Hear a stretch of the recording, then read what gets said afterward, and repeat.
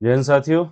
आशा करता हूँ आप सब स्वस्थ होंगे और आपकी तबीयत बहुत अच्छी होगी और तबीयत के साथ साथ आपकी तैयारी भी बहुत अच्छी चल रही होगी। तो जैसा कि मैंने पिछली क्लास में बता चुका हूँ आपको कई बार, ये जो आपकी जो यूपी कांस्टेबल का एग्ज़ाम है, जो 8, 9, 10 जून को होना है, जिसकी तैयारी मैं तैयारी तो नहीं, रिवीजन करा रहा हूँ मैं आपको।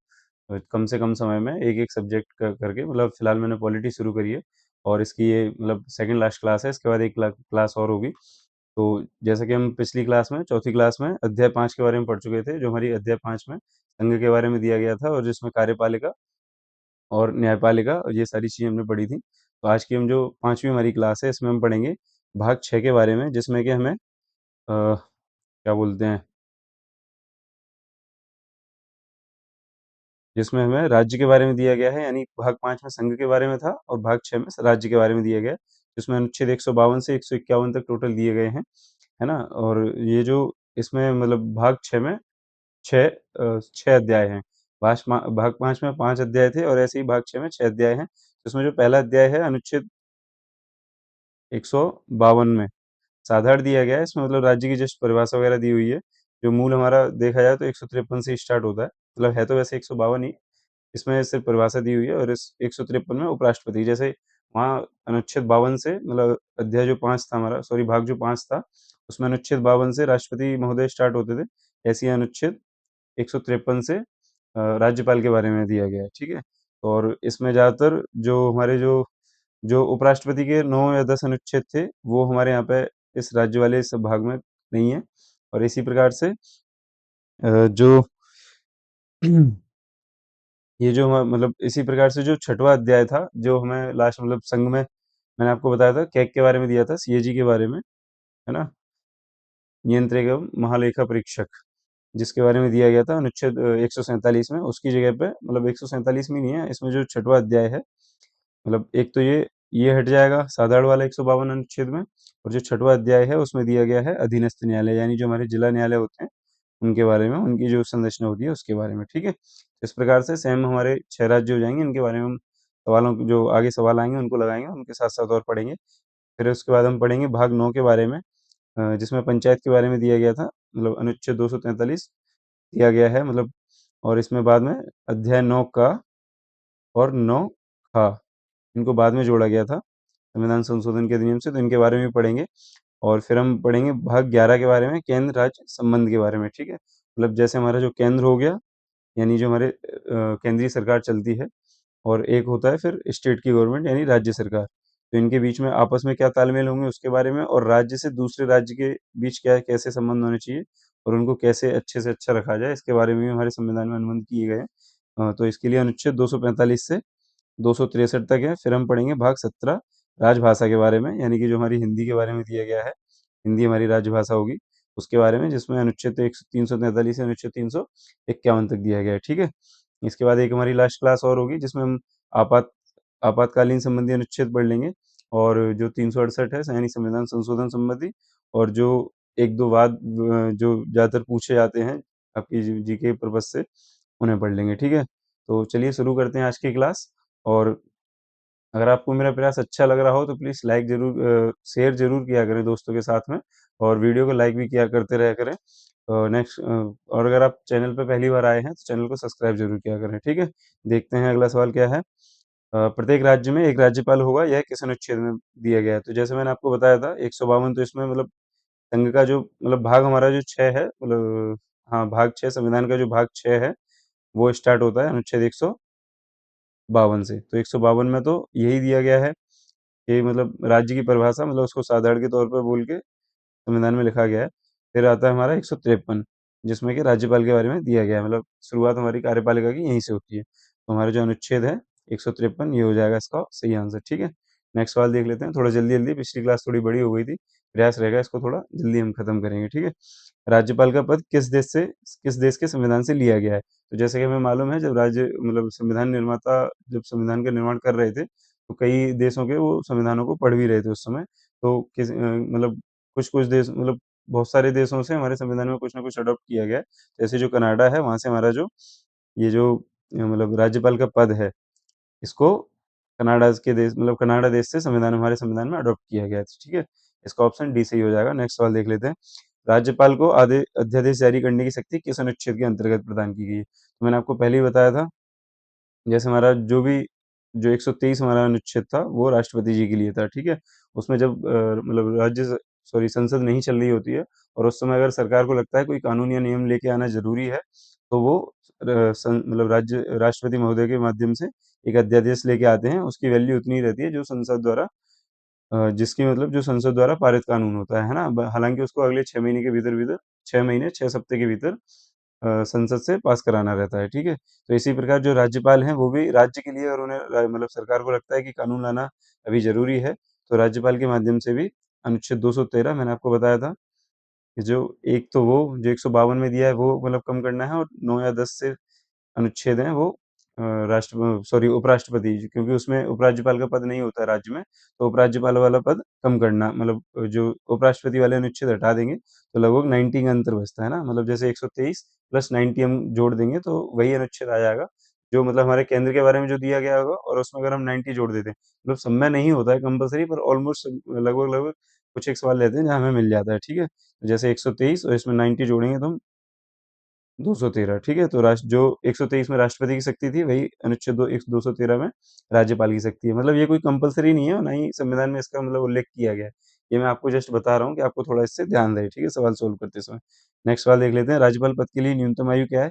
वही होती है जो राष्ट्रपति के लिए है, 35 वर्ष, ठीक है? नेक्स्ट सवाल देख लेते हैं, राज्यपाल को शपथ कौन दिलाता है? राष्ट्रपति, प्रधानमंत्री, उच्च न्यायालय का मुख्य न्यायाधीश या मुख्यमंत्री? तो जैसे मैंने आपको बताया था, राष्ट्रपति जी को वो जो हमारे सर्वोच्च न्यायालय होता है, सर्वोच्च न्यायालय के जो चीफ जज होते हैं, वो उनको मतलब जो मुख्य न्यायाधीश होते हैं, वो उनको शपथ दिलाते हैं। ऐसे ही जो हमारा राज्य होता है, तो राज्य का जो हाई कोर्ट होगा, उसके जो मुख्य न्यायाधीश होंगे, उच्च न्यायालय के जो मुख्य न्यायाधीश होंगे, वो राज्यपाल को शपथ दिलाएँगे, ठीक है? तो इसका ऑप्शन सी सही हो जाएगा। नेक्स्ट सवाल देख लेते हैं, मुख्यमंत्री की नियुक्ति कौन करता है? ज़ाहिर-सी बात है, जैसे प्रधानमंत्री की नियुक्ति राष्ट्रपति करते हैं, वैसे ही मुख्यमंत्री की नियुक्ति राज्यपाल द्वारा की जाती है, यानी उनको शपथ भी राज्यपाल ही दिलाते होंगे, ठीक है? नेक्स्ट सवाल देख लेते हैं, राज्यों में विधानसभा के सदस्यों की न्यूनतम संख्या कितनी निर्धारित की गई है? तो जैसा कि हमें मालूम है, हमारे कई सारे राज्य ऐसे हैं जो कि छोटे-छोटे हैं, जैसे गोवा हुआ, सिक्किम हुआ या अरुणाचल प्रदेश है, जहाँ पे आबादी बहुत कम है। तो वहाँ पे मतलब अगर देखा जाए आबादी के अनुपात में, जैसे उत्तर प्रदेश या बिहार, महाराष्ट्र में हम निकालते हैं, उसकी अगर आबादी के अनुपात में वहाँ विधायक देखे जाएँगे, तो जो विधानसभा है मतलब विधायकों की संख्या वहाँ बहुत कम हो जाएगी। इसलिए संविधान में इसका प्रावधान किया गया है कि हर स्टेट में कम से कम 60 विधायक तो होंगे ही होंगे। मतलब कोई भी अगर असेंबली है, मतलब कोई भी मतलब अगर विधानसभा है किसी भी राज्य की, तो उसमें कम से कम 60 विधायक तो होंगे ही होंगे, मतलब 60 वहाँ की विधानसभा के सदस्य तो होंगे ही होंगे, ठीक है? नेक्स्ट सवाल देख लेते हैं, राज्य विधानसभा की अवधि सामान्यतः कितने वर्ष होती है? तो जैसा कि हमें मालूम ही है, 5 वर्ष के लिए चुनाव होता है हर गवर्नमेंट का, मतलब स्टेट गवर्नमेंट और सेंट्रल गवर्नमेंट दोनों का ही। तो 5 वर्ष इसका ऑप्शन बी सही हो जाएगा, ठीक है? नेक्स्ट सवाल देख लेते हैं, विधान परिषद में काउंसिल संसदों की सदस्यों की न्यूनतम संख्या कितनी होती है ना, लेजिस्लेटिव काउंसिल काउंसिल में? तो जैसे कि हमें बताया था, मैंने आपको उच्च सदन और निम्न सदन बताए थे ना, उच्च और निम्न सदन, मतलब इसको लोकसभा कहते हैं, सॉरी, इसको राज्यसभा कहते हैं और इसको लोकसभा ठीक है? ऐसे ही स्टेट में जो होते हैं वो मतलब कंपल्सरी नहीं किया गया है, स्टेट के विवेक के ऊपर छोड़ा गया है। अगर वो चाहें उच्च सदन को रख सकते हैं, यानी कि जो स्टेट का उच्च सदन है, उसे विधान परिषद कहते हैं। जो निम्न सदन होता है, उसे विधानसभा। तो विधानसभा तो हर स्टेट के पास होती ही होती है। जो विधान परिषद है, वो हमारे कुछ ही मतलब राज्यों के पास है। तो इसमें पूछा गया है, विधान परिषद में सदस्यों की न्यूनतम संख्या कितनी होती है? तो जैसे विधान सभा में 40, मैंने 60 बताई थी, वैसे ही विधान परिषद में 40 रखी गई है। विधान परिषद में कम से कम आपको 40 सदस्य रखने ही पड़ेंगे, तभी जाके विधान परिषद मतलब पूर्ण मानी जाएगी। ये हमारे संविधान में उल्लेख है, तो इसका बी ऑप्शन सही हो जाएगा, ठीक है? वर्तमान में कितने राज्यों में विधान परिषद हैं? जैसे मैं बता रहा था, कुछ ही राज्यों में है, मतलब जैसे हमारे 28 राज्य हैं, तो 28 पूरे राज्यों में विधान परिषदें नहीं हैं, सिर्फ 6 राज्य हैं हमारे, जिनमें विधान परिषद है। तो ये 6 राज्य हैं हमारे, एक तो यूपी है, फर्स्ट हमारा यूपी है, दूसरा बिहार है, ठीक है? तीसरा महाराष्ट्र है, एमएच लिख देता हूँ मैं, चौथा है हमारा तेलंगाना और पाँचवाँ आंध्र प्रदेश और एक छठवां है कर्नाटका, ठीक है? ये 6 हमारे राज्य हैं, जिनमें टोटल विधान परिषद है, मतलब विधानसभाएँ तो सभी में होती हैं, विधान परिषद यानी उच्च सदन। तो ये मतलब राज्यों के विवेक के ऊपर छोड़ा गया है कि उन्हें मतलब उच्च सदन रखना है, यानी राज्यों का जो उच्च सदन है, जिसे विधान परिषद कहते हैं, वो रखना है या नहीं रखना है, ठीक है? तो ये 6 राज्य हैं जिनमें की विधानसभाएँ दी हुई हैं। मतलब जिनमें विधानसभाएँ हैं। ठीक है, नेक्स्ट सवाल देख लेते हैं। सर्वप्रथम त्रिस्तरीय पंचायत का उद्घाटन कहाँ किया गया था? तो जो जैसे कि मैंने आपको बताया था, जो हमारा भाग 9 है, उसमें पंचायत के बारे में दिया गया था। तो जो सबसे पहले मतलब ट्रायल फेजेस पे मान लेते हैं, ट्रायल फेजेस पे जहाँ तैयार किया गया था, वो नागौर जिला था, जिसमें राजस्थान के नागौर जिला था, जिसमें मतलब पंचायत का सबसे पहले उद्घाटन किया गया था, मतलब ठीक है। सर्वप्रथम त्रिस्तरीय पंचायत का उद्घाटन नागौर राजस्थान में किया गया था, नागौर जिले में, ठीक है। इसका बी ऑप्शन सही हो जाएगा। नेक्स्ट देख लेते हैं। 73वां संविधान संशोधन अधिनियम किस वर्ष पारित किया गया था? जैसे कि हमें मालूम है, 73वां संविधान संशोधन अधिनियम से ही पंचायती राज व्यवस्था लागू की गई थी। तो इसका जो संशोधन है 1992 में आया था, और पंचायती राज व्यवस्था 1993 से लागू की गई थी देश में, ठीक है। तो ये 92 में अधिनियम किस वर्ष पारित किया गया था? संसद द्वारा 1992 में पारित किया गया था, ठीक है। तो इसका ऑप्शन बी सी सही हो जाएगा, 1992। नेक्स्ट सवाल देख लेते हैं। पंचायतों में महिलाओं के लिए कितने स्थान आरक्षित हैं? तो जैसे कि मैंने बताया, मतलब हर जो अभी भी आप सुन रहे होंगे, जो हमारे संसद में बिल पेश हुआ था, 1/3 आरक्षण महिलाओं के लिए। तो इसी प्रकार हमारी पंचायतों का जब गठन किया गया था, मतलब पंचायतों के बारे में प्रावधान किया गया था संविधान में, तो उसमें मतलब जो भी पंचायत होगी वहाँ पे, मतलब हर स्टेट में 1/3 महिलाओं के लिए स्थान रिजर्व किया गया है ना, आरक्षण है महिलाओं के लिए। 1/3 मतलब मतलब महिला पंच चुनी ही जाएंगी, जो भी मतलब पंचायत मुखिया होते हैं, प्रधान या सरपंच बोलते हैं। तो इसका 13वें का भी ऑप्शन बी सही हो जाएगा। नेक्स्ट सवाल देख लेते हैं। राज्य वित्त आयोग का गठन कौन करता है? तो जाहिर सी बात है, हमें पता ही है, जो मतलब केंद्र में होगा तो वहाँ राष्ट्रपति करेगा, और जो स्टेट होगा वह राज्यपाल करेगा, ठीक है। नेक्स्ट सवाल देख लेते हैं। हो गया। 74वें संविधान संशोधन द्वारा कौन सा नया भाग जोड़ा गया था? तो जैसे कि मैंने बताया था अभी, इसका जो पंचायती राज व्यवस्था थी, पहले 9 आया, फिर 9 का आया था। तो इसमें 74 मतलब 73वें में 9 जोड़ा गया था, और मतलब 9 के बारे में संशोधन किया गया था, और 74वें के माध्यम से जो हमारा भाग 9 का है, इसे जोड़ा गया था। ठीक है, इसमें जो अ, नगर पालिकाएं होती हैं, उनसे संबंधित शायद नगर पालिका है, मुझे कन्फ्यूज़न है, मतलब इस पे क्लियर नहीं हूँ। एक बार क्लियर करके फिर मैं आपको नेक्स्ट क्लास में बता दूँगा, या फिर आप कमेंट करके बताइए कि इसमें नगर पालिका के बारे में दिया गया है, या जो नगर पंचायत हैं इनके बारे में दिया गया है। मतलब शायद सभी के बारे में दिया गया है। आप एक बार कमेंट करके और रीचेक करके मैं बता दूँगा आपको नेक्स्ट क्लास में, ठीक है? तो इसका ऑप्शन वैसे बी सही हो जाएगा, 9 का के बारे में। मतलब 74वें संविधान संशोधन द्वारा 9 का संविधान का भाग 9 का जोड़ा गया था, ठीक है? नेक्स्ट सवाल देख लेते हैं। अंतर्राज्यीय परिषद का अध्यक्ष कौन होता है? तो जैसे कि हमें पता है, जो भी मैंने आपको बताया था, इंटर स्टेट मतलब काउंसिल बिठाई गई है बहुत सारी, जिनमें मतलब 4-5 राज्यों को मिला के एक अंतर्राज्यीय परिषद बनाई गई है ना?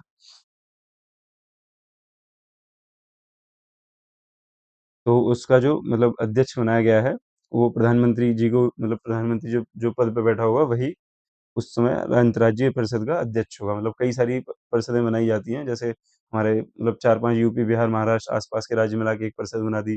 नीचे जो साउथ के 4-5 राज्य हैं, वहाँ मिला के बना दी। इस तरीके से मतलब आपसी संबंध रखने के लिए, मतलब केंद्र से राज्य के, और राज्यों के राज्यों से, इसके लिए अंतर्राज्यीय परिषदों का निर्माण किया जाता है। नेक्स्ट सवाल देख लेते हैं।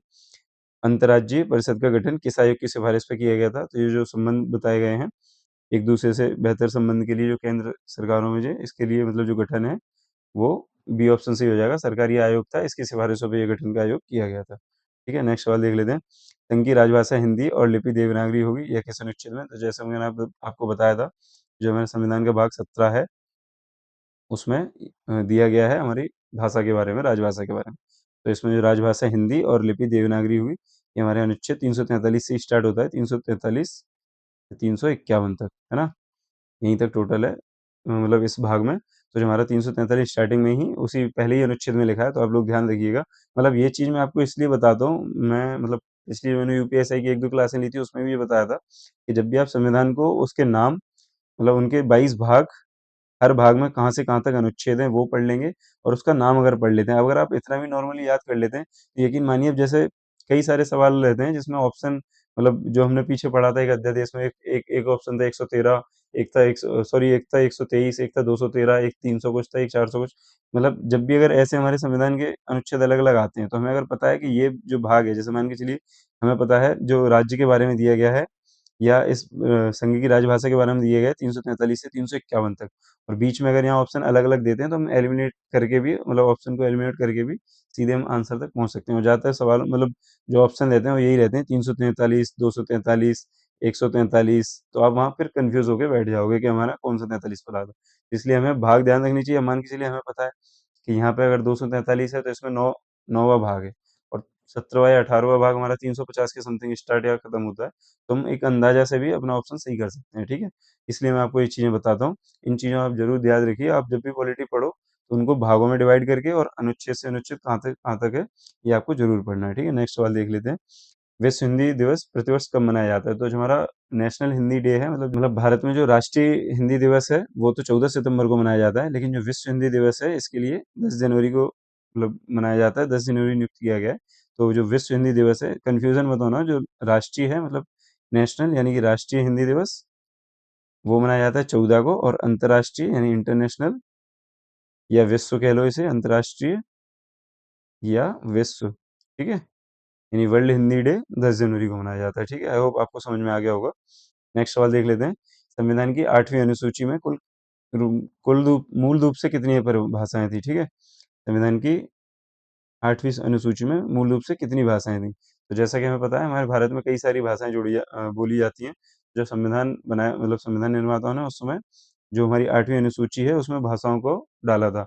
मतलब भारत में बोली जाने वाली जो मुख्य भाषाएं थी उनको मतलब उसमें डाला था 8वीं अनुसूची में। तो उस समय 14 भाषाएं थी जो हमारे अ, मूल रूप से, मतलब जो संविधान बना था उस समय 14 भाषाएं 8वीं अनुसूची में डाली गई थी। वर्तमान में 22 हैं, और एक आध बढ़ गई हो तो पता नहीं, अभी मुझे कन्फ्यूजन है इस चीज़ पे मुझे, लेकिन हाँ 22 तक तो मैंने पढ़ा है, और 14 मूल रूप से थी, ठीक है? तो इसका ऑप्शन ए सही हो जाएगा। नेक्स्ट सवाल देख लेते हैं हम अपना। 21वें संविधान संशोधन 1967 द्वारा 8वीं अनुसूची में कौन सी भाषा जोड़ी गई थी? तो ये सवाल आपके लिए मतलब होमवर्क के तौर पर है, आप कमेंट करके जवाब दीजिए। जो मैंने बताया था, बाद में संविधान संशोधन द्वारा पहले 14 थी, और उसके बाद मतलब बहुत सारी जोड़ी गई हैं। 22 तक तो मैं पढ़ चुका हूँ, और भी हो सकता है एक आध जोड़ी हो, वैसे भी शायद 22 ही हैं। तो आपको जवाब देना है कि जो 21वें संविधान संशोधन 1967 द्वारा कौन सी भाषा थी जिसको जोड़ा गया था, ठीक है? ये आपको कमेंट करके बताना है। ये आपके लिए होमवर्क है, ठीक है? नेक्स्ट सवाल देख लेते हैं। मैंने जो पिछली क्लास में आपसे एक सवाल पूछा था कि उच्च न्यायालय को रिट जारी करने की शक्ति किस अनुच्छेद में है? इसका जवाब आई होप आपको आ गया होगा। मैंने पिछली क्लास में भी बताया था, और उससे पिछली क्लास में भी बताया था। तो जैसे हमारा जो उच्च न्यायालय है वो 5 प्रकार की रिटें जारी करता है अनुच्छेद 32 के तहत, है ना? सॉरी, सर्वोच्च न्यायालय जो है ना, एससी है, सुप्रीम कोर्ट, ये जारी करता है अनुच्छेद 32 के तहत, आर्टिकल 32, जिसे भीमराव अम्बेडकर ने अ, डॉक्टर भीमराव अम्बेडकर जी ने क्या बोलते हैं, भारत की आत्मा और हृदय कहा था।